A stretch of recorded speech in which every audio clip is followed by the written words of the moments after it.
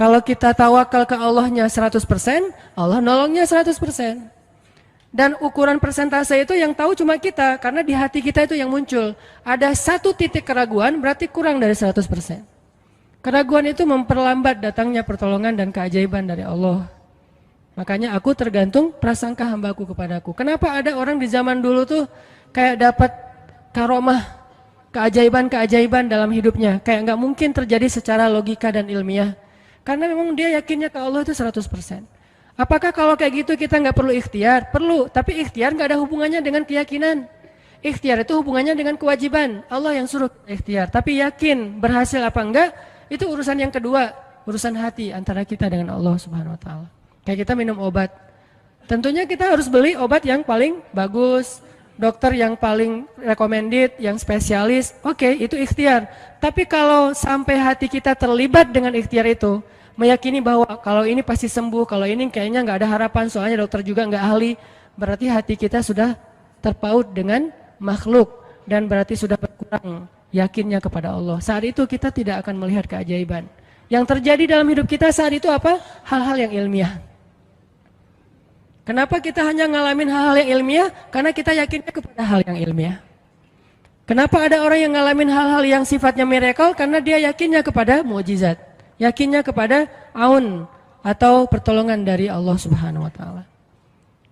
Jadi bukan kita tidak berikhtiar, ini bab a'malul qulub.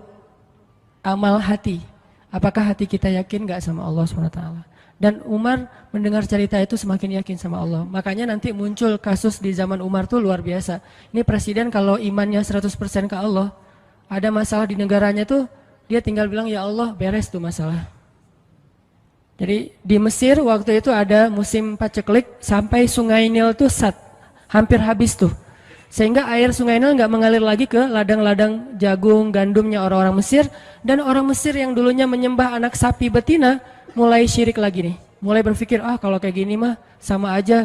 Setelah Islam datang kita tetap aja susah, paceklik. Mending kita doa lagi ke nenek moyang kita, dewa-dewa yang dulu.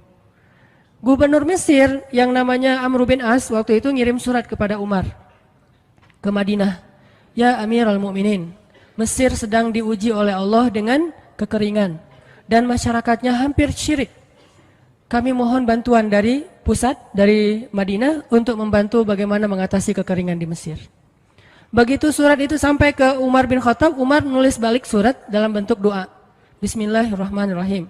Ya Allah, turunkanlah hujan untuk masyarakat rakyat Mesir. Dikirim ini surat ke Mesir. Waktu itu ibu katanya masih Alexandria, belum Kairo. Dikirim ke Alexandria, malam itu diambil sama Amr bin As. Pas dibaca oleh Amr bin As, Bismillahirrahmanirrahim. Ya Allah, berikan rakyat Mesir hujan yang mencukupi untuk mereka. Saat itu juga hujan turun. Sampai sungai Nil meluap dan menggenangi ladang-ladang jagung dan gandumnya orang-orang Mesir. Dan mereka bertakbir semuanya. Cuman ngirim surat doang dari Amirul Mukminin. Kan enak ya? Coba kalau kita hidup di zaman Umar. Ya Amirul Mukminin, saya belum dapat jodoh. Ya Allah beri dia jodoh. Beres. Cepet banget loh. Ya Amirul Mukminin, dia nolak saya. Ya Allah terimalah. Terima. Yang kemarin nolak hari ini. Kenapa ya saya jadi serak sama dia? Gara-gara doa Amirul Mukminin. Ini artinya teman-teman, keajaiban dari yakin kepada Allah itu luar biasa dari kisah bapak tadi itu. Kalau kita berbaik sangka kepada Allah. Kenapa nggak ikhtiar? Mungkin sudah ikhtiar, bikin pengairan segala macam tapi belum berhasil. Yang kurang cuma satu, doa. Doa mungkin udah banyak tapi belum diijabah karena doa-doa mereka tidak seajaib doanya Umar bin Khattab. Belum lagi Umar berdiri di atas mimbar. Ini mungkin terkenal nih, kejadian dalam perang Qadisiyah kalau nggak salah. Umar lagi khutbah Jumat di Madinah. Kaum muslimin lagi berperang di Irak melawan pasukan Persia, perang Qadisiyah namanya. Irak Madinah itu kan kalau naik pesawat sekitar 2,5 jam, 3 jam, jauh tuh. Jakarta Medan lah, jauh. Nah, Umar lagi khutbah di atas mimbar, sholat Jumat, tiba-tiba tema khutbahnya tuh ganti gitu. Lagi ngomong tiba-tiba beralih tema. Wahai kaum muslimin, naiklah ke atas bukit itu, baliklah kalian mundur-mundur gitu. Jadi Umar tiba-tiba kayak ngomongin sesuatu yang gak nyambung. Orang-orang heran, nih Umar kenapa? Oh ya udah biarin, namanya juga Umar gitu kan. Dia punya Mungkin dia ngelihat setan atau apa, setan kan takut sama Umar. Diem. Udah selesai sholat Jumat, pada datang, ya Amirul Mukminin tadi apa yang terjadi? Kenapa Amirul Mukminin ngomong sesuatu yang gak nyambung? Kita juga gak ngerti. Kata Amirul Mukminin, saya ngelihat Allah menampakkan kepada saya pasukan Islam di Qadisiyah yang terdesak, hampir habis dibantai sama musuh. Tapi saya ditunjukkan ke sebuah bukit yang mungkin mudah-mudahan itu jadi benteng untuk mereka berlindung. Saya suruh mereka naik. Orang kan gak langsung percaya kan? Bener gitu terjadi kayak gitu. Kalau Rasul ngomong, mungkin aku naik ke langit, Isra Mi'raj, oke lah, itu aja masih ada yang mendustakan. Ini Umar yang ngomong, bukan Nabi yang dapat wahyu. Orang gak langsung percaya. Selang beberapa minggu kemudian, pasukan Qadisiyah pulang. Jadi utusan mereka pulang bawa berita tentang kemenangan perang dalam perang Qadisiyah. Dia cerita, suatu hari di hari Jumat, kami sedang berperang. Kami terdesak, hampir habis dibantai sama musuh. Udah nggak ada jalan untuk berlindung. Tiba-tiba kami mendengar suara Umar. Amirul Mukminin berteriak, wahai kaum muslimin, naiklah ke atas bukit ini supaya kalian terlindungi. Akhirnya kami mundur naik ke atas bukit dan selamat waktu itu. Berarti benar-benar terjadi. Kok bisa? Ya, qadarullah. Ini keajaiban iman mereka. Apakah kita bisa mendapatkan pengalaman-pengalaman kayak gini? Bisa, kalau keimanan kita dengan level yang sama. Kalau nggak selevel yang sama pun, minimal kita nusaddid. Kalau kita tidak bisa sama persis, minimal kita berusaha untuk nuqarib. Berusaha untuk pengalaman kita nanti, walaupun nggak sama persis, mirip-mirip dengan pengalaman mereka. Lagi-lagi, bukan berarti tidak berikhtiar. Ini keajaiban-keajaiban yang terjadi. Dan saya juga baru ngalamin kemarin pas saya di seminggu, nggak kurang dari seminggu yang lalu, saya baru pulang dari laut di Batu Karas. Di sini ada teman saya, Agi, mana Agi? Nah ini Agi ya. Ini by the way model model iklan. Ada deh pokoknya iklan jodoh maksudnya. Agi ini anak Batu Karas. Agi boleh diceritain? Agi ini anak Batu Karas. Batu Karas itu Jawa Barat, daerah Pangandaran. Dari Bandung kurang lebih 6 jam perjalanan. Kalau lagi ada ombak saya suka ke sana nonton orang main surfing. Nggak main sih, main dikit-dikit tapi nggak jago. Nonton orang main surfing. Ketemu Agi. Agi nggak tahu tuh ya. 2 hari sebelum saya datang ke Batu Karas dia sakit kayak demam gitu. Mungkin habis diputusin kali ya. Dia demam gitu, nggak enak badan, pengen pulang. Biasanya kalau nggak enak badan cuma dia tinggal di Jakarta, paling juga di kos-kosan. Tapi kali ini pengen pulang ke Batu Karas banget. Aduh kenapa ya pengen pulang ke Basroh Batu Karas gitu ya. Batu Karas kayak Basroh gitu. Pengen ke Batu Karas. Pas dia pulang, hari saya lagi mau main tuh, dia diajak sama temennya, ngojay itu apa? Berenang yuk gitu. Berenang yuk, berenang. Dia ikut, padahal lagi nggak enak badan, tapi pengen berenang. Pas lagi di pantai, saya datang ketemu loh, kayak kenal nih, hitam-hitam ektis gitu. Ternyata ketemu saya, Ustadz Hanan ya, ya kenalan. Ustadz saya tuh ketemu Ustadz kemarin di Meruya pas kajian minggu bulan yang lalu. Cuman karena jamaahnya banyak, saya nggak bisa ketemu Ustadz, nggak bisa salaman. Saya waktu itu membatin. Ya Allah, saya pengen banget ketemu Ustadz Hanan langsung, tapi jangan dalam suasana ta'lim yang ramai, langsung berdua. Mudah-mudahan terkabulkan. Akhirnya Agi banyak istighfar sebulan istighfar, akhirnya terjadilah yang tadi itu. Dia nggak enak badan, saya juga tiba-tiba ujuk-ujuk, kenapa ya saya pengen ke Batu Karas, kenapa ya pengen ke Batu Karas, ternyata di sana ada ombak, kan ada Agi. Ketemu aja di Batu Karas, itu cara Allah menskenariokan. Dan itu terbukti banget loh, istighfar. Bukan karena saya orang soleh, dan kita bisa istighfarin siapa aja. Saya pengen ketemu ini, saya pengen, dan itu ajaib. Kalau misalnya nggak ketemu pun di dunia, insya Allah ketemu dengan orang soleh itu nanti di akhir. Apa ruginya beristighfar dan berdoa? Nggak ada ruginya kan? Ya Allah, saya pengen banget ketemu dengan, misalnya sebutlah ulama yang paling kita ngefans di dunia siapa gitu, dengan Imam Sudais, Imam Masjidil Haram. Pengen banget jabat tangan sama Imam Masjidil Haram yang imamin umat Islam seluruh dunia gitu. Tapi kan nggak mungkin. Kita umroh, kita haji juga nggak bisa ketemu dengan Imam Sudais. Kita berdiri paling depan ya, di dekat dengan Hajar Aswad. Begitu mau sholat diusir tuh. Begitu selesai salam langsung dipagar betis sama askar-askarnya. Susah ketemu beliau tuh, ajaib banget kalau bisa ketemu. Tapi kan nggak ada salahnya beristighfar kan? Astagfirullah, astagfirullah, ya Allah, Sudais, astagfirullah, astagfirullah, Sudais, astagfirullah. Terus aja gitu. Pengen ketemu Sudais. Tiba-tiba bisa aja sudah datang ke Indonesia, ada seminar apa, mungkin bisa ketemu yang paling logisnya. Atau kalaupun nggak ketemu di dunia, tiba-tiba bangkit dari kubur di sebelah kita. Siapa? Kan kamu sering manggil saya dulu, siapa? Sudais yang mana ya? Imam Masjidil Haram, Masya Allah Syekh gitu. Dan orang soleh nanti di akhirat, dialah yang salah satu akan menyelamatkan kita dari perjalanan yang sulit. Selain syafaat Rasulullah SAW. Jadi kalau disebut nama Nabi, kita spontan ya, Sallallahu Alaihi Wasallam. Kalau perlu bahkan kayak respect banget gitu. Kalau disebut nama Nabi langsung Sallallahu Alaihi Wasallam, karena luar biasa jasa Rasulullah.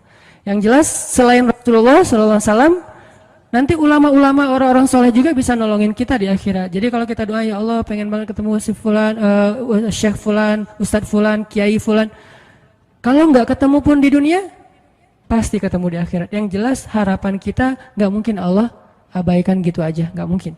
Pasti Allah kabulkan. Cuman Allah kadang-kadang menggunakan cara yang lebih baik daripada yang kita pernah bayangin. Ketemu beliau di dunia paling cuma selfie. Tapi kalau ketemu di akhirat, dibawa selamat di sirat yang panjang, lebih mending mana? Ketemu nih dengan seorang ulama, orang soleh yang kita ngefans banget nih. Pokoknya saya pengen banget selfie sama beliau, ya Allah. Apalagi kalau orang soleh itu followersnya banyak, misalnya ya 1.100.000. Sedikit itu mah, banyak model yang 17 juta, 19 juta. Pengen followersnya nambah kalau selfie sama beliau. Cuma nambah followers. Tapi kalau ketemunya di akhirat, nambah apa? Nambah derajat, naik level. Kita jadi selevel dengan masuk ke level beliau, padahal kita mah malahnya nggak selevel gitu. Kenapa? Karena dibawa sama beliau. Orang soleh itu kalau mau masuk surga, teman-teman nyari teman-teman yang mencintainya di dunia.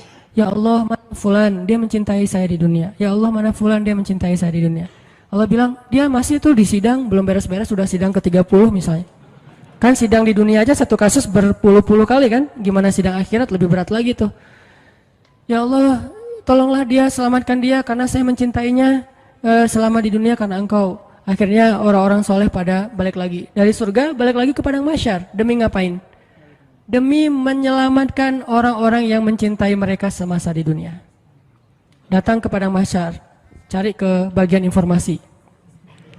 Tolong dong yang namanya ini gitu, panggilin. Perhatian, Hanan At-Taki dipanggil sama Syekh siapa gitu. Saya dipanggil, datang aja.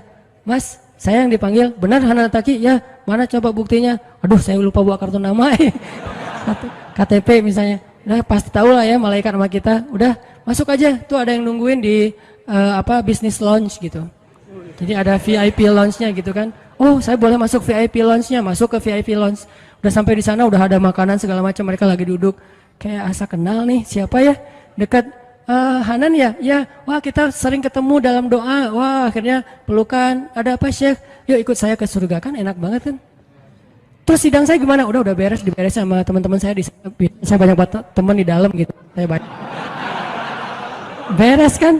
Di dunia aja bisa gitu, masa di akhirat gak bisa? Tapi dengan seizin Allah dan Allah ridho dengan kebaikan-kebaikan itu. Jadi nggak ada sia-sianya juga kita. Kan dulu saya pernah cerita yang Imam Ahmad bin Hambal kan yang pengen banget ke Basrah, dan itu ternyata terjadi juga sama Agi. Dan terjadi juga sama salah seorang driver ojek online di Bandung. Baru 2 bulan yang lalu kejadiannya. Saya lagi datang ke markasnya Pemuda Hijrah, kita sering ada kayak rapat gitu di kantor. Markas kita namanya Masjid Al-Latif di dekat Gedung Sate. Datang dari pagi rapat sampai sore. Dan saya pakai baju baju main biasa, bukan pakai baju taklim. Sebetulnya sama aja sih.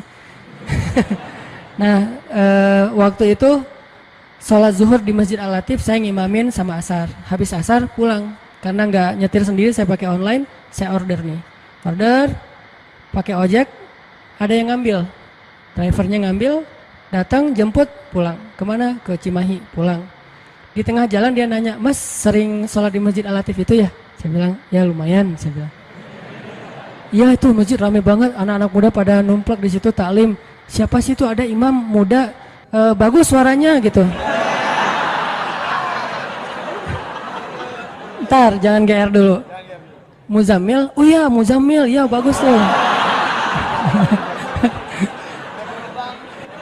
Tadi udah GR, ternyata salah.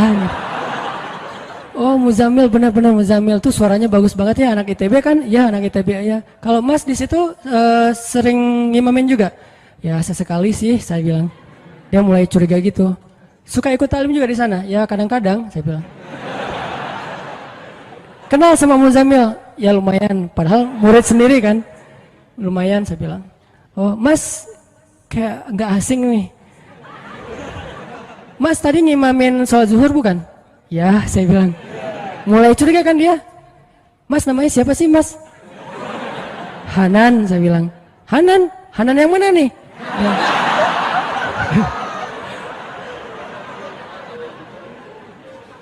Saya bilang Hanan Taki. Wah langsung oleng dia mah.